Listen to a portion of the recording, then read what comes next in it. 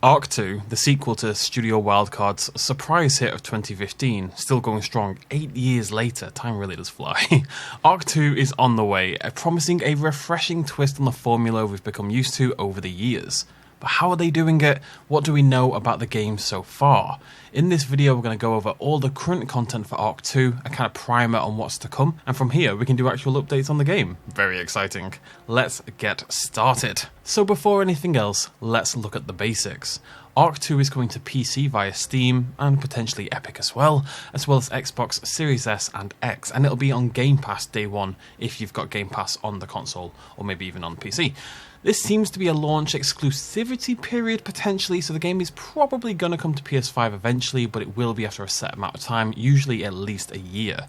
It's being developed on Unreal Engine 5 and initially was planned to come out in 2022. If you go back to the original trailer, that was pushed back, and for a long time the Steam page for the game just said coming in 2023. However, really recently that's also been removed and the game simply says coming soon. It's speculative, of course, at this point, but it is reasonable to assume that means the game probably isn't coming out in 2023, and it's probably going to be 2024 at the earliest. It's an ambitious game, but who knows, maybe we'll find out more this year around E3 or the PC Gaming Show.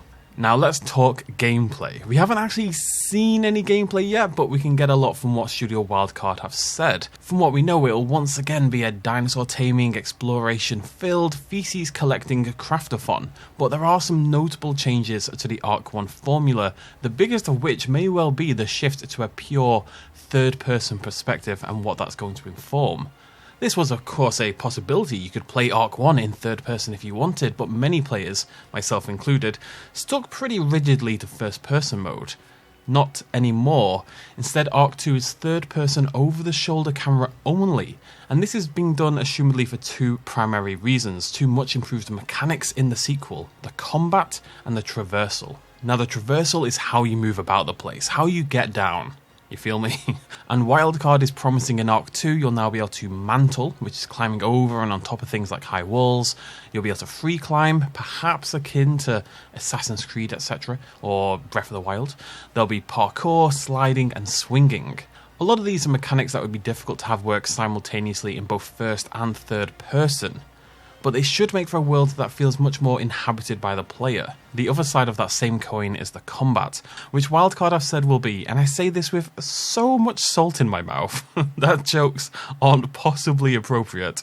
They've said it will be Souls-like.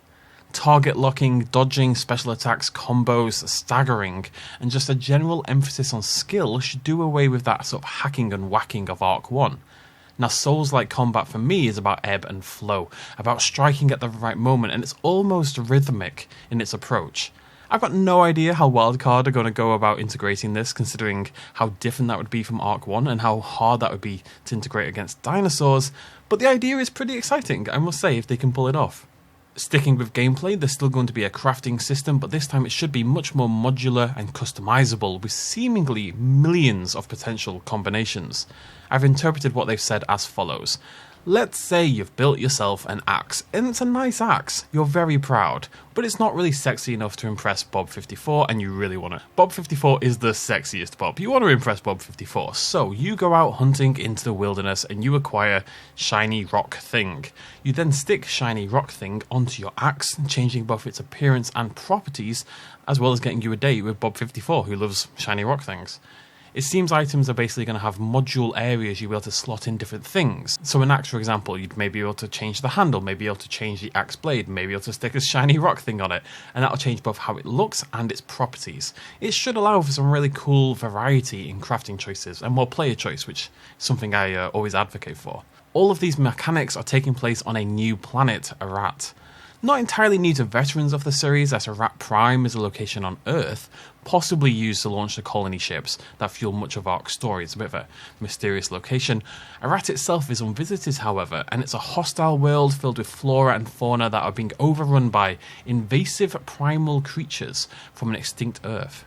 There's a bunch of returning dinosaurs and other prehistoric species, we'll get to those in just a second, but now there's also the Aratai, a native AI-controlled humanoid species that can also tame and ride dinosaurs, and they're determined to banish you from their world. This should mix up the gameplay of the game pretty dramatically, particularly for people who prefer to play single player, and I imagine the ARK are in there both to drive the new story and to be a more appropriate showcase for that Souls-like combat that they're promising. But really, what I'm here for is the dinosaurs, and we've had a good look at a few of them already. I'm planning a more in-depth sort of look at these dinosaurs in the coming days, but for now we've seen the following. We've seen Tyrannosaurus Rex, of course, Stegosaurus, Brachiosaurus, Velociraptor, Ankylosaurus, and Dodos, via either models or concept art. There's also cave drawings in the trailer that suggest a return of Triceratops and Parasaurolophus, and we've also seen a chameleon-esque creature blending in with the foliage, and a smaller avian dinosaur. As I say, I'm going to take a closer look at these creatures in the future, but suffice to say there's been some serious glow-ups here. Raptor in particular, Brachiosaurus, Stegosaurus. There's a reason we call it Raptor rather than Velociraptor, really, because it is not Velociraptor sized, but the actual design and the actual morphology of the creature is a huge step up in my opinion, especially if the in-game model can retain this look. These creatures don't only look better, but they should act much more intelligently too. Rather than a general radar dish sticking out of their heads, they'll now apparently track and hunt by sight, sound and smell. You'll be able to use visual camouflage and environmental obstructions to conceal yourself, as well as masking your scent so they can't sniff you out. As with a lot of what they're promising, this on paper sounds really promising. Dinosaur encounters in ARK 1 can be a little scary if you're caught unawares, particularly at night, but it rarely feels like they're intelligently hunting you rather than just barreling towards you. And these new detection methods, combined with the ability to mask your scent, perhaps by hiding in water or using pheromones or something that you could collect, or dinosaur pee if we're going to have a Jurassic Park 3 reference in there, as well as the visual camouflage, maybe that's hiding in bushes, face paints, ghillie suits, etc. They should make dinosaur encounters potentially a lot more intense and potentially scary, which is something I'm always on board with. A few bonus notes here on the gameplay of the game before we move on to the story.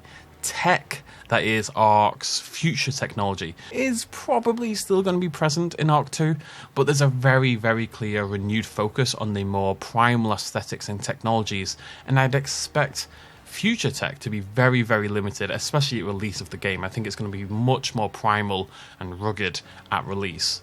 Modding seems to be upgraded, with wildcards suggesting user-created mods will be entirely cross-platform, giving PC and console users the same experience, as well as support for modded unofficial servers. In a similar vein, template building and sharing for your buildings and bases and stuff like that seems to be much better integrated, with larger structures becoming possible and the ability to save and share your custom structures with other players, allowing several players to work on one blueprint simultaneously. There's also a rejigging of the character progression system with a much bigger focus on skills, active abilities, perks and passive benefits accrued from a potentially huge skill tree. All in all, it's a really interesting mix of systems. One half is your open world action RPGs, your Elder Scrolls, your Oblivions and Skyrims and stuff like that. One half is the ARK system, the crafting and the dinosaurs and the building, and then they've thrown a dash of Dark Souls in there as well. It'll certainly be a unique game if they pull it off, and whilst I do have some doubts given the huge ambition of this project, and for those of you who played ARK when it first came out, the horrendous state that ARK was in initially, and it took a while, let's put it that way, they're obviously a much more knowledgeable and competent and much larger dev team now than they would have been all those years ago. Fingers crossed, claws crossed, I guess. We're going to finish with a look at the story of ARK 2. Now, I'm not going to delve in too much here because A, we know very little, and B, ARK 1's story is so bloody convoluted at this point, it would take an entire video series dedicated to it to do it justice, and some people out there have done fantastic ones of those that you should check out. But here's what we do know. We're on the planet Arat as mentioned, and the progression of the quests, etc. and the storyline is likely to be tied in with Santiago da Costa, played by Vin Diesel. Weird. Anyway, Santiago Camacho is a known and important character in the ARK universe already, and he sacrificed himself during the Aberration Extinction storylines. His clone from the Genesis 2 storyline also eventually died in a bombing. This new Santiago da Costa is possibly a clone of that second Santiago, using some, but not all, of the knowledge and memories of the previous Santiagos. It's still all a little bit up in the air, it's open to speculation. In Ark 2, Santiago is leading a tribe, likely survivors from the ending of Genesis 2, battling the Aratai for survival. He's also looking after a child, Mika, voiced by, and I apologise as I'm going to butcher this name, this beautiful name, I'm going to butcher it entirely, Aurelio Cravalho, who played Moana in Moana. According to the Steam page, Ark 2 will have the player experiencing an epoch-spanning adventure as Diesel tries to protect his daughter from the ghosts of the ancient past and visions of a new future. Ooh. Epoch spanning is interesting, as it suggests a lot of time is going to pass throughout the story of Ark 2. Spitballing ideas briefly, I think Ark 2 is going to be more story focused than the original game, though it'll likely be somewhat ignorable for the people who want into that. I know that is a concern people have with Ark 2. Santiago Diesel will give the player quests, etc., as will other tribe mates, as you explore this brave new world and ruthlessly murder the native inhabitants.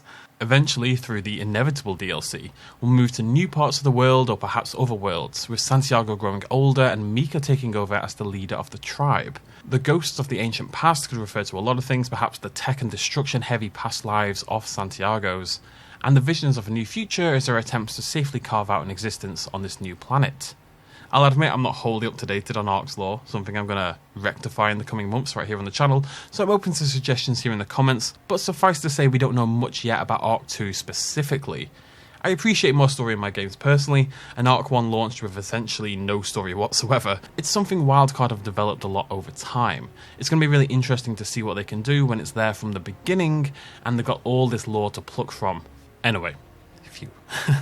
That's all the information we seem to have on Ark 2 so far. I'd love to start covering the game a little more in depth here on the channel. Newer people might not know this, but I covered the original Ark prolifically once upon a time, and this was my way of getting my foot back in that door.